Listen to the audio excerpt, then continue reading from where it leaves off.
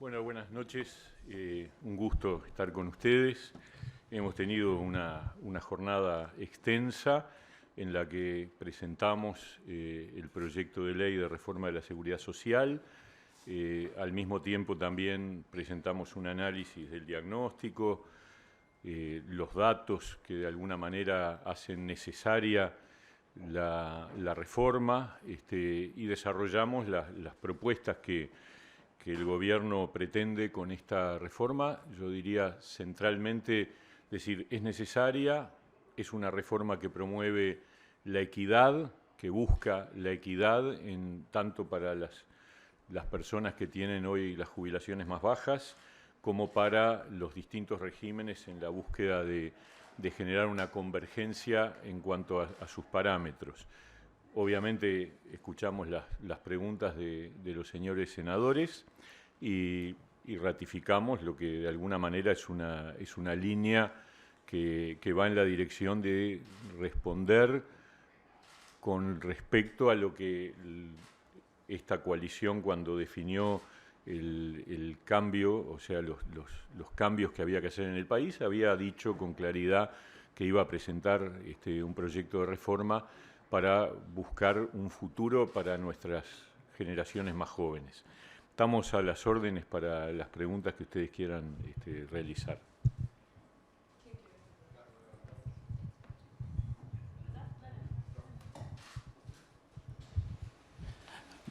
Buenas tardes para todos. Yo les quería hacer consultas puntuales sobre algunas afirmaciones que realizó Ramón Ruiz, director en el BPS. Él dice que los resultados demuestran que a 2043, con la reforma a pleno, las jubilaciones van a ser inferiores a las actuales para todos los niveles salariales.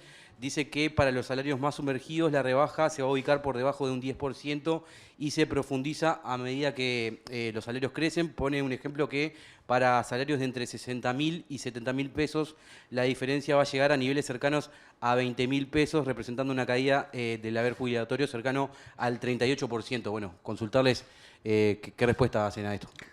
No sabemos de dónde saca el señor Ruiz esos números, pero la verdad que son absolutamente falsos, es decir, no responden a la realidad. Esta reforma de la seguridad social significa que vamos a mover la edad de retiro, pero que no van a bajar las jubilaciones. Esta es una afirmación firme que vamos a defender en todos lados, pero que además uno tendría que recordar que hace no mucho tiempo también decían muchas cosas sobre la ley de urgente consideración, ninguna de ellas se cumplió. Se hablaba de desalojos express, se hablaba de privatizar la enseñanza, se hablaba del gatillo fácil, se hablaba de que iban a ocurrir no sé cuántas barbaridades en el Uruguay. Nada de eso ocurrió y ya empezamos. Todavía no se ha votado el proyecto y ya empieza este tipo de afirmaciones que no tienen veracidad ninguna. El gobierno definió con claridad que es cierto que vamos a tener que mover la edad de retiro para los menores de 50 años, los mayores de 50 años no van a tener ninguna modificación, salvo una que es un derecho, que es la posibilidad de que los jubilados puedan seguir trabajando, jubilarse y trabajar, hacer compatibles ambas cosas, pero lo otro que es absolutamente claro es que el objetivo del gobierno es que las tasas de reemplazo, es decir, los haberes jubilatorios de las personas que sean alcanzadas por la reforma no van a ser inferiores a las actuales y es más, en el 50% de las jubilaciones más bajas probablemente sean mayores que las actuales. No sé, Rodolfo. El Frente Amplio adelantó que va a rechazar el proyecto, pese a que aparte del articulado lo puede acompañar. Y dijo también que va a presentar propuestas. ¿Hay margen en el proyecto de ley que ustedes proponen para que haya modificaciones o una modificación podría cambiar lo que tiene que ver con todo el documento y por tanto no hay mucho margen? Las propuestas son todas bienvenidas. También hay que decir una cosa, la reforma de la seguridad social es un sistema. O sea, la normativa que hemos presentado, que es el resultado de un trabajo de 2 años, tiene una lógica interna en donde las distintas piezas están interconectadas. Pero eso no significa que no haya aportes para hacer y para recibir y para incorporar. En ese sentido, la actitud del gobierno es: queremos que el trámite sea fluido, sea lo más rápido posible, porque es una norma que nos importa que se apruebe, pero estamos abiertos a los aportes y al debate, por supuesto. No, creo que es el momento de hacer propuestas, quien las tenga. Este es un proyecto que nosotros estamos convencidos que es realmente un proyecto necesario y que es enormemente más justo que el sistema que tenemos hoy. Por ejemplo, hoy una persona puede llegar a trabajar 15, 18, 20 años y si generó causal por otra caja, cobra 0. La idea es que eso le genere valor. Tenemos aproximadamente 4.000 beneficiarios de la pensión por invalidez, por discapacidad severa, que van a beneficiarse del adicional a partir de los 50 años. Nos parece que esos son derechos muy importantes para un grupo muy importante de la población. También se flexibilizan los criterios de acceso a la pensión vejez, a la pensión invalidez. También se está yendo a que los micros y pequeños empresarios que tuvieron algún tipo de endeudamiento en algún momento y que esas deudas, si hoy están ya, digamos, extinguidas por el método que fuera, puedan acceder a una jubilación, cosa que hoy solo lo pueden hacer si van a la justicia. Si van a la justicia lo ganan, son pocos los que van a la justicia. Pensamos que hay un conjunto muy amplio de derechos, por ejemplo, para la mujer, el cómputo por hijo, se agregan 2 años más en el caso de que sean familias con hijos con situación de discapacidad, de las que están previstas en el proyecto. Es decir, pensamos que hay un conjunto de aspectos muy positivos en esta iniciativa que van a ser valorados debidamente por la Comisión. Bueno, quería preguntar a propósito de uno de los argumentos que desde el primer momento se ha señalado respecto al proyecto y se fundamenta que se trata de una reforma jubilatoria, no de una reforma de todo el sistema de seguridad social y que además no se incluyen aspectos que tienen que ver con el financiamiento, es decir, el tiempo que va a transcurrir entre el comienzo efectivo, es decir, la transición y el comienzo efectivo de la reforma, la aplicación y los resultados de la reforma. ¿Cuál es la respuesta del gobierno a eso? A mí me llamó mucho la atención esa crítica, porque siempre que se habló de la reforma de la seguridad social, tanto los partidos que estamos en el gobierno como el que está en la oposición, siempre hablamos en el entendido de que lo que se trataba era una reforma jubilatoria y pensionaria. La seguridad social es más amplia, es verdad, pero también ha habido modificaciones. En este periodo de gobierno, nosotros, en este gobierno, para enfrentar la pandemia, incorporamos una enorme cantidad de modificaciones en las normas, por ejemplo, de los seguros de paro, en las normas del subsidio por enfermedad, en las normas de las asignaciones familiares, de las canastas de apoyo a los más débiles. Todo eso es seguridad social. Y eso se mueve permanentemente, es digamos, una dinámica permanente. Pero cuando hablamos de reforma de seguridad social, se habla de la reforma jubilatoria, esa es la realidad. Y lo otro, en realidad, el objetivo de la reforma es justamente lograr la sostenibilidad financiera. No es cuestión de encontrar más recursos, porque en definitiva recursos el Estado viene poniendo siempre.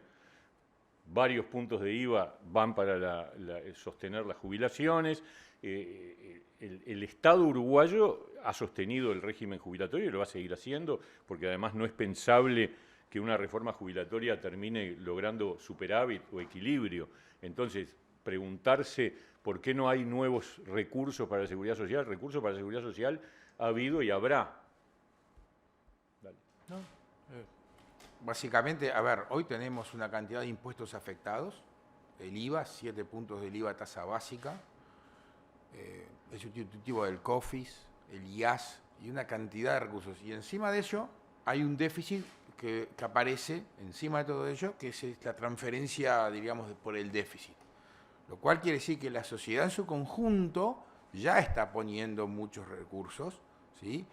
Y lo que hay que ver acá es cuando uno ve el sistema en su conjunto, la seguridad social en su conjunto, hay también un grupo de personas que va creciendo y que pertenece al mismo grupo de jubilados que también va a haber que atender y dedicarle más recursos en el futuro, que es el sistema, unos cuidados para las personas de mayores, diríamos, ¿sí? Bueno, todo eso va a salir de impuestos generales.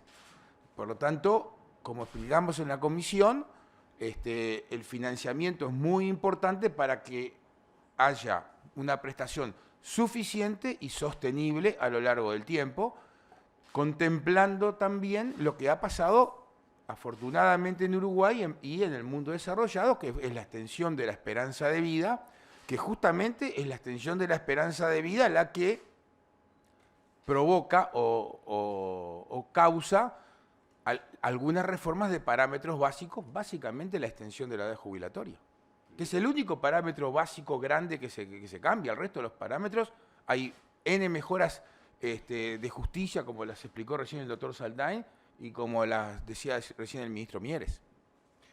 Además, decir también que no hay aumento de aportes, claro, ni aportes de los trabajadores, ni aportes patronales. El sistema mantiene la misma carga sobre las partes, sobre trabajadores y sobre empleadores.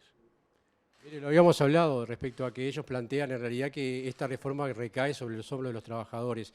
En la conferencia de prensa ayer, tanto el representante de los trabajadores en el BPS como el representante de los jubilados insisten en el tema de financiamiento y, por ejemplo, marcaban algunas situaciones. Las exoneraciones dice que tienen grandes empresas, que no pagan aportes patronales, el agro que paga fictos, jubilaciones a las cuales también se le podría haber sacado mayor cantidad de financiamiento a partir, dicen ellos, de que son importantes. Y marcaban esa situación a la hora de plantear financiamientos distintos. ¿Qué pueden decir? Sí, efectivamente, en el tema de las exoneraciones de aporte patronal y en el tema del agro, hubo ya desde los trabajos de la comisión de expertos planteamientos del PIT-CNT en ese sentido. En aquel momento los planteos fueran que se compensara al Banco de Previsión Social y precisamente el proyecto recoge eso, prevé en 2 artículos la compensación al Banco de Previsión Social por la menor recaudación debido a las exoneraciones y también la compensación por la menor recaudación derivada del aporte patronal rural. Además, en el ámbito de la agencia reguladora que se prevé, se estarían creando, de aprobarse el proyecto, 2 comisiones técnicas especiales para revisar todas las exoneraciones de aportes, que son muchas, y revisar también el régimen de aportación patronal rural. Pregunta para el señor Alfie, o Alfie, perdón, Alfie. Usted lo acaba de mencionar, quizás no tiene tanto que ver con la reforma en sí, pero sí es un dato sin duda relevante. ¿Qué va a pasar con el IAS? ¿Hay una decisión ya a esta altura del año del gobierno con ese tema que en su momento fue manejado por el propio presidente de la calle Pou? No, no hay tomada ninguna definición en materia impositiva. Como se sabe, y lo dijo el presidente en la conferencia de prensa que presentó este proyecto en sociedad, esa decisión se va a tomar seguramente el año que viene. Y por lo tanto, no hay ninguna definición. Claramente, él expresó que tiene un acuerdo con la ministra de Economía, en función de las tasas de crecimiento del país y obviamente en función de los ingresos que tiene el país, que tiene el sector público del país. Bien. Bien. Una más. Bueno, muchas gracias. Disculpen. Perdón. Buenas. Les quería consultar primero por los números de la proyección del gasto, que era uno de los aspectos que estaba calibrando el gobierno, qué números presentaron y cómo impactará la reforma en lo que es el gasto público.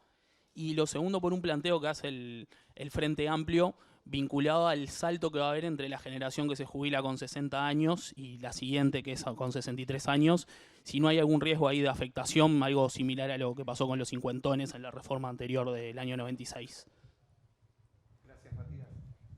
La pregunta tiene, en lo primero, una respuesta documental. Hoy hicimos una presentación por parte de los servicios actuariales de apoyo con los que hemos venido trabajando en este tiempo, que son los del BPS, que son los mismos equipos actuariales con los que han trabajado todos los gobiernos. Esa documentación quedó entregada en la Secretaría de la Comisión.